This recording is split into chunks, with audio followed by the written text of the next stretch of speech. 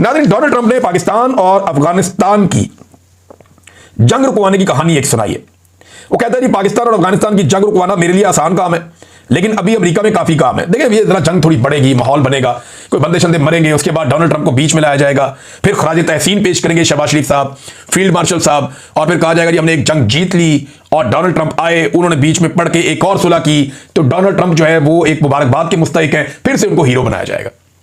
तो Donald Trump की खुशनुदी के लिए ये किसी भी लेवल तक जा सकते हैं। अमेरिकी फौज के अमन दस्ते पहुंच गए जी इसराइल में, ये गजा में क़यादत करेंगे और ट्रंप के बकौल उन्हें खुद कुछ नहीं करना पड़ेगा, बल्कि मैं ये खबर आपको पढ़ के सुनाता हूं जहां पे ये मौजूद है। हमास से असलहा लेने के लिए या उन्हें गैर मुसल्लह करने के लिए अमेरिकी फौज नहीं जाएगी, जो जाएंगे वो इस काबिल हैं, यानी कोई तो जाएगा उन्हें गैर मुसल्लह करने, और जो जाएगा वो इस काबिल है, ट्रंप ने ये कह दिया। लेकिन जो जाएगा कम से कम वो अमेरिकी फौज नहीं है। ये जो अभी इसराइल पहुंचे हैं अमेरिकी कमांडोज, ये नहीं है, कोई और होंगे। इस वक्त पाकिस्तान, अजरबैजान और इंडोनेशिया वो हैं जो वहां जाने की बात कर चुके हैं।